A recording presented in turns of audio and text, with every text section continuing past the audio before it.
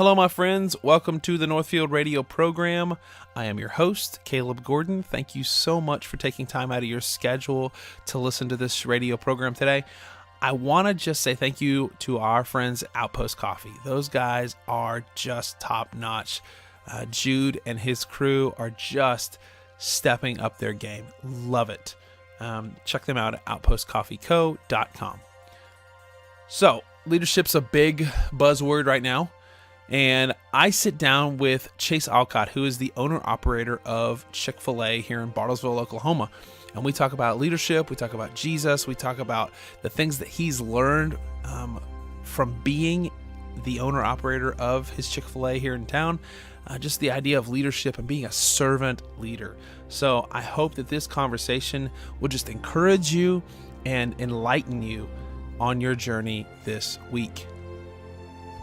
All right, NorthField Nation, you may hear some strange things afoot today on the program, but I am very, very close to heaven in this moment. I am in Chick-fil-A with Chase Allcott. He is the owner-operator of the new Chick-fil-A that's in Bartlesville, Oklahoma. I love this guy. I love what he's doing here.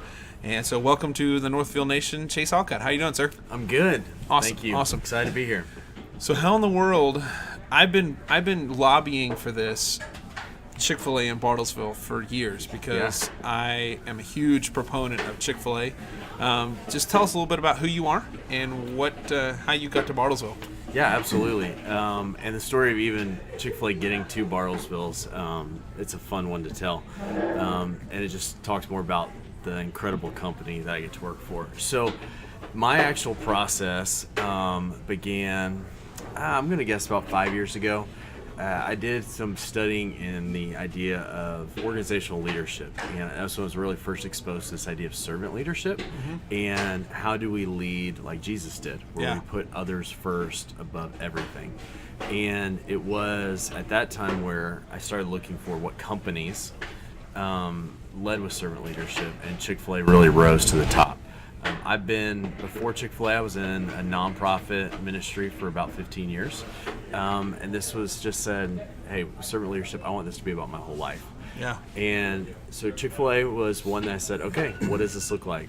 I had a buddy who's an owner down in Dallas, and he kept telling me, hey, you need to do this, you need to do this. And so I went through the application process, and the more I was just exposed to what Chick-fil-A does and everything it's about, I said, okay, this is incredible. And so I tell people that the three main reasons I went down the Chick-fil-A road was one, for leadership development. Yep. I knew, hey, I wanted to know everything I can about servant leadership, how to do it, what it looks like, how to do it the best. Second was culture. I knew Chick-fil-A had an incredible culture, and it was more than just being a part of one. I wanted to learn how to lead one. Nice. And the last was business. I've always been, I've been in ministry. They actually did. I thought they were incredible at how they managed their business, but there were so many business things I wanted to learn. That's what I studied in college, and so I felt like, I hope I'm working at Chick-fil-A for really the rest of my career, but even if I was only here 5 years, I knew I would be walking with like a doctorate level experience. Sure, absolutely. On leadership development, culture, and business.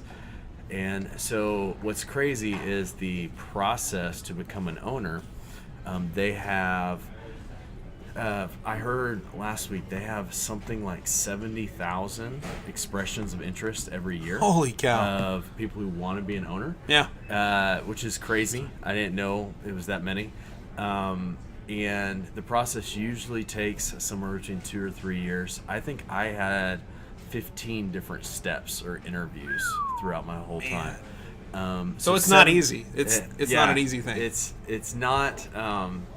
God's hand was all over my process, for sure. My timing, the location, everything. And so you have 70,000, and they only open about 100 stores a year. And so anyone who can do any sort of math can see kind of what the odds are. And so I'm just so blessed to have this opportunity. And how I got to be Bartlesville was in the application process, they ask you, where do you want to be? What are your ideal locations? And I had said North Oklahoma, Northeast Oklahoma, Tulsa area, north of that, anything that was available, because my wife's from Tulsa area, Sand Springs. Okay. Yep. and it was, hey, Bartlesville's on the map, and they put us up for it. What's crazy is I think I personally had only been to Bartlesville maybe once in my life before I interviewed for it, maybe twice, because I came over in the process. My wife had been here a ton, and it was something that we just fell in love with the town. Now, here's what's cool about the process of Chick-fil-A coming to Bartlesville. Bartlesville's actually been on Chick-fil-A's map for a number of years. Really? But what's cool about Chick-fil-A's process is, and anyone can really understand this, that my opinion, obviously I work here, they're just so incredibly strategic of where they put locations, and they wait for the right locations. And even looking at Bartlesville and where we sit as far as our intersection on these two major roads, huge. You could tell they didn't just jump at the first opportunity to be here. They said, all right, we're going to choose the right one. And then again, brag on Chick-fil-A and the way they do it. It's a different team that selects the operator and does the site selection. Nice. So Bartlesville had been on the map long before I had even applied to do it. And so it was almost like they weren't connected, but they were. They had to make sure that the location was set, the deal was in place, and then somewhere in that process, they begin interviewing candidates for that opportunity. Wow. And that's where I came in, because they have a team that's fully dedicated to selecting the best operators, as well as a team fully dedicated to selecting the best sites. And so, yeah, incredibly blessed to be a part of it. I mean, I think Bartlesville had been on the map, like I said, long before I even applied, but long before I had probably even thought about being in Chick-fil-A. So how long have you worked for Chick-fil-A? So technically, I didn't work for Chick-fil-A at all before I became an owner. I signed my contract. It would have been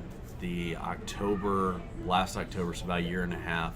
We opened January 25th last year. It was a big deal, I remember. Yeah. So I'm technically actually working at Chick-fil-A being open. It's been 13 months a couple days ago. So yeah, it's been a crazy. So the first year, has it been good? First year's been great. Learned a lot I bet. every day, and I know I will for the next 20 years. There's been some highs, there's been some lows. Sure. Overall, we couldn't be more happy with everything about it, with the town, with the opportunity, with how this opportunity's responded as far as what it looks like. So yeah, we love being here. Yeah. Okay, so I want to know, how'd Jesus get a hold of you? Yeah.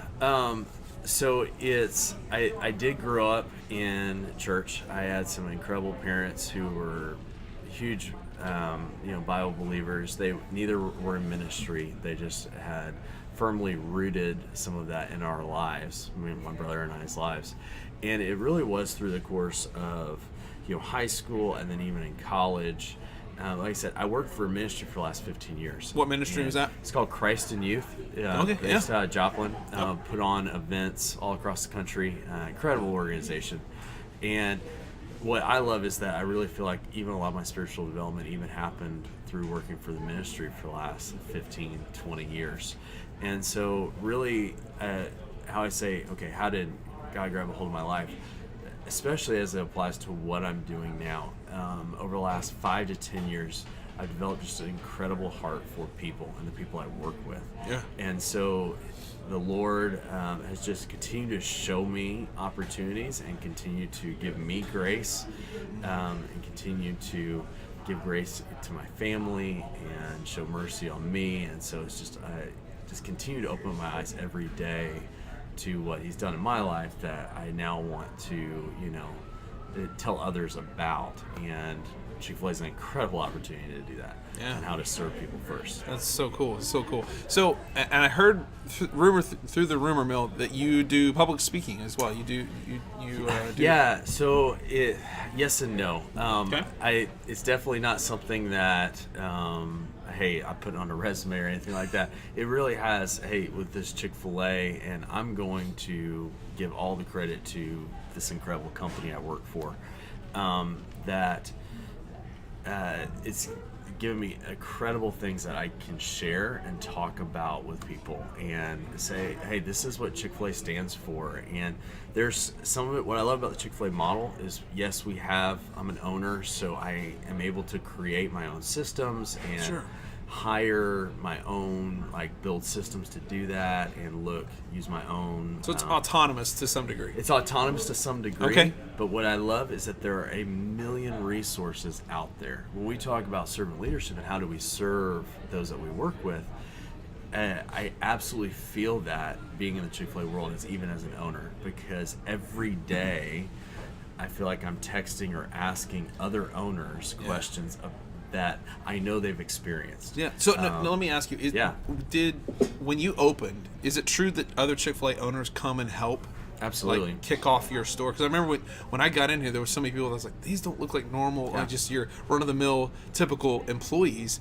These look like people that have been running this thing like a machine for a while. So they do actually bring in Chick-fil-A. Other owners. There's two sides. Chick-fil-A itself, corporate-wise, they have an incredible support system. And the home office, the sports center is what they call it. Okay. They provide a ridiculous amount of resources to me to open up, from a whole marketing team to trainers for 2 to 3 weeks, and plenty of them for my trainers for my team to get trained. And then on the other side is really just this owner side. So you have a support center side and then an owner side where it's just a network. There's everything from how, like I said, every day I'm sending messages to other owners asking, hey, how have you done this in the past? Or, hey, what does this look like? That's so awesome. And so when I say I'm able to create, my own org chart, or able to create my own hiring strategy, or able to create, how this, pay scale, I never feel like I'm having to do that on my own. Very rarely, if ever. One of the things that I tell people is if you saw the original plans for this store, and then saw what we eventually did, you maybe saw up to 100 changes.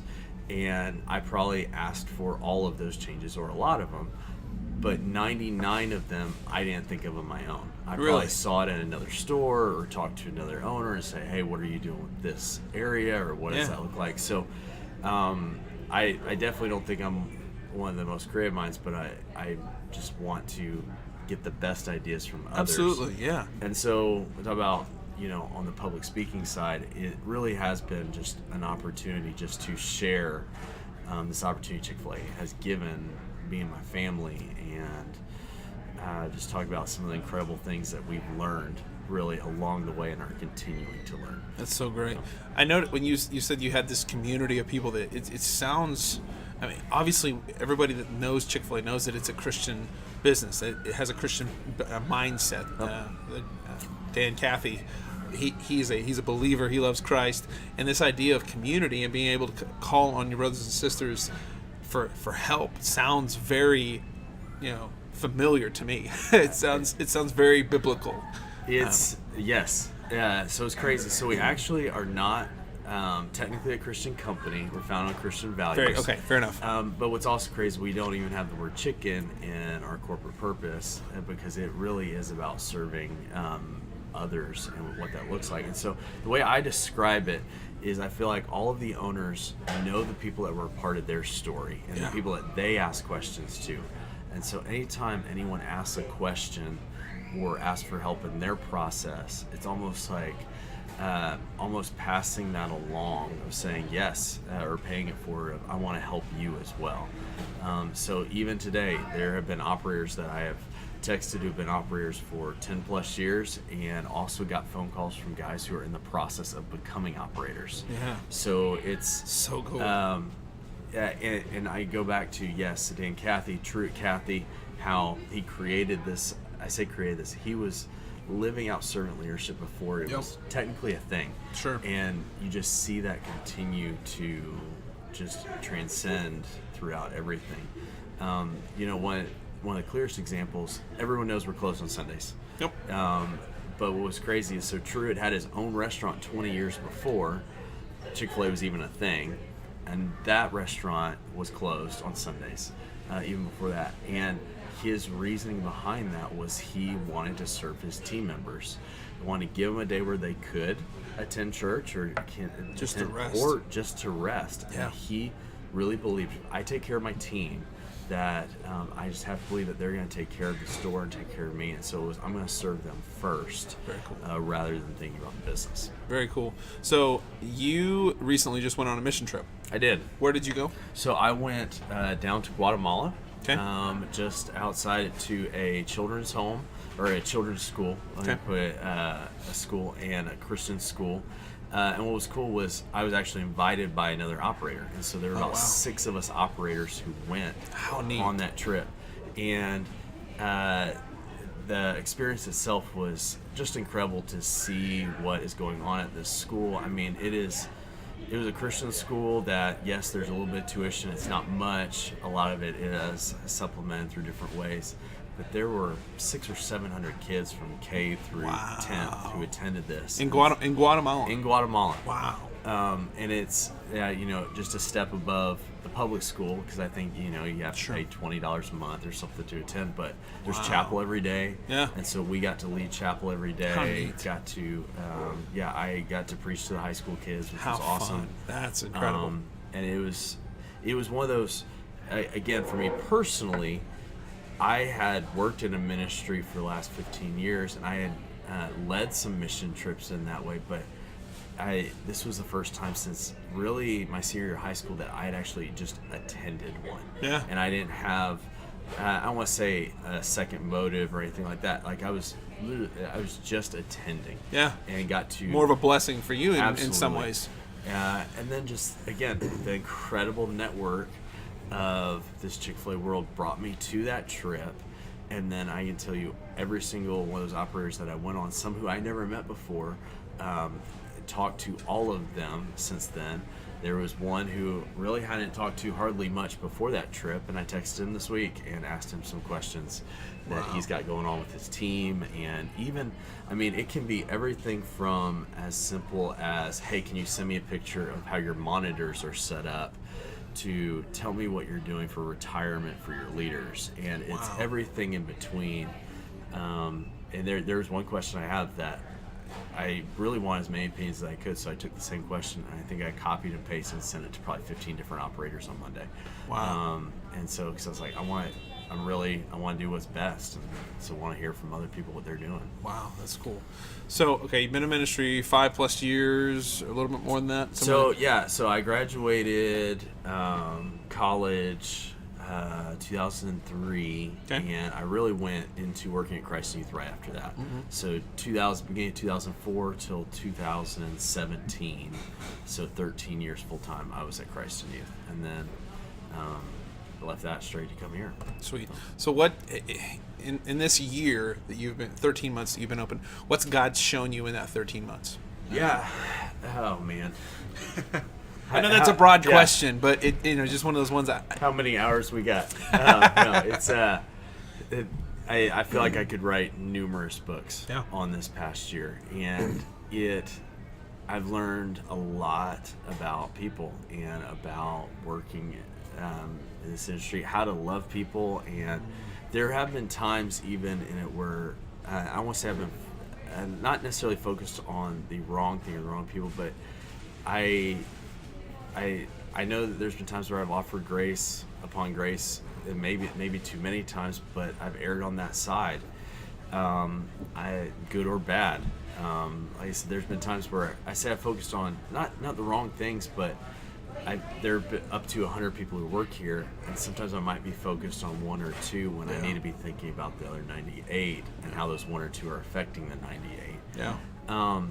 So another thing that I've learned, because I came from a ministry where everyone was full-time, and so I'll say what was interesting about this world is I was taking a lot of things even personally early on, because I didn't experience a lot of people quitting previously, and so and it was almost like the last few months it's turned a corner where very rarely do I take someone leaving now as personally, because I see people who are wanting to come back and who want to be a part of this culture. One of the cool things I've learned over the last year and continue to learn is how do I, in this world, we're open 6 a.m. to 10 p.m. And so there's people who are here from 5 or 5:30 to 11 o'clock at night. Yeah. And there could be up to 50 people working in a day, 60 people. Wow. And I can't be here that whole time. That whole time, sure. And so you would be absolutely exhausted. Yeah. Oh my goodness. And also, how do you get better tomorrow than you are today? And how are you better today than you are yesterday? And it's a continual climb. That's been different for me in a good way. Sure. Because we'll have big orders or we'll have some cool things that happen, but then right after it's over, it's like, hey, we still got cars coming through the drive-thru. So I've learned how to trust leaders and delegate and let them lead, as well as, okay, how do we make a slow, steady climb and not, it's just a different type of world. It's a very transitional world as far as we fully believe, man, let's bring people in, let's catch and release them. There are numerous leaders I have here who, in reality, I hope and I pray and I have failed if they're still working for me in 3 years, because we want to bring them in and even help set them on plans and set them on tracks, grow them, and then send them out. Wow. Some who want to be operators someday or want to be in different fields. But okay, how can we, again, through the lens of servant leadership, serve them, knowing that they're going to work hard and they're going to serve this business, but how do we serve them by even training them? You know, there are people who work here who it's like, hey, they might want to be in ministry someday. Okay. Sure. What are things you can learn that can set you up to when you go work in a church? I think I've got 2 or 3 of those right now. So cool. It's just a different mindset of how do we catch and release instead of how do we keep them forever. So one of the questions we ask in every single final interview is, where do you want to be in 2 to 3 years? And there's no right or wrong answer. We've all been in places where there was only one right answer, and it was at this company, and it was moving up. Yeah. Here, it's like, I don't care if you say you want to be a manager at Chick-fil-A, or if you say you want to be a youth pastor, or if you say, hey, I just want to own my own home.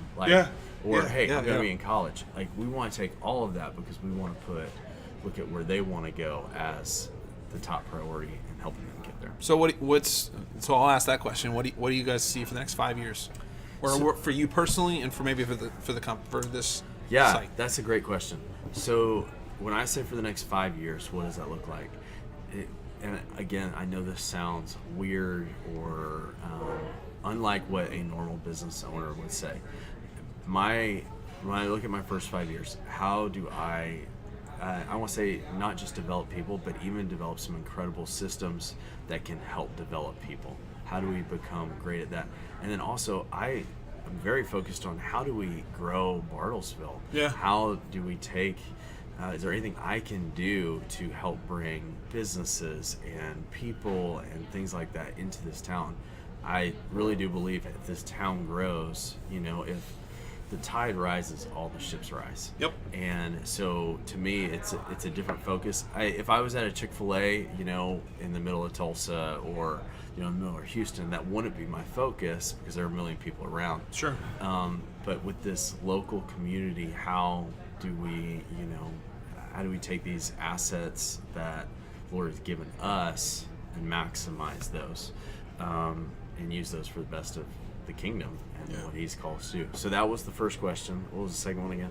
For you, personally. Yeah, you personally. What's your goals for the next 5 years? So, me personally, it really is, how do we become established here? I already have over the last year, and how do I continue to do that? Continue to love my family more, be more with them. That was a large part of the process, was getting more time with my boys. And so, for me personally, how do I continue to grow and developing leaders? I'm not focused as much. Yes, we set sales goals and we set records and we pay attention to all of those things. But I didn't get into this to sell chicken. I didn't get into this to make money. Like, those were all, I don't even want to say secondary. Those were pretty far down the list. Okay. It really was, how do we love people? Wow. And so to me, this is an opportunity to love the 90 to 100 team members we have. How do we do that in creative ways? How do we create a culture they love coming into? How do we teach them? How do I continue to learn every day? And then also we get an opportunity with, up to anywhere over 1,000 different people a day come in and buy chicken. It is a true story. We come in here a lot. Love this place. Yeah. So how can we, just show, God's love and care? Yeah. How do we become known as the company that cares? That's awesome. Love that. Team members, for guests, for anyone who comes in contact with us. So you said you're married, you got kids. Yes. How is your wife involved with this as well? So somewhat. Okay. So she is hands down my best advisor. So every night or every day it's, hey, this is going on. Even 10 minutes ago I sent her a text of something else a leader had sent me. Great conversation. So some wives or spouses are involved at all different levels of the business. She obviously didn't come from the Chick-fil-A world. She's been a teacher for the last 15 years. Oh, very cool. And so they actually moved down a few months after we opened. So really her involvement with this is really supporting me and supporting this and loving on our team in different ways that she can. Very cool.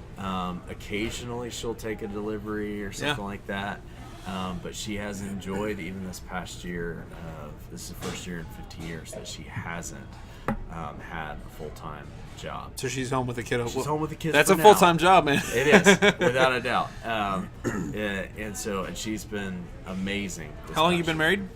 We've been married since 2005, so it'll be 14 years this November. Very cool. Awesome.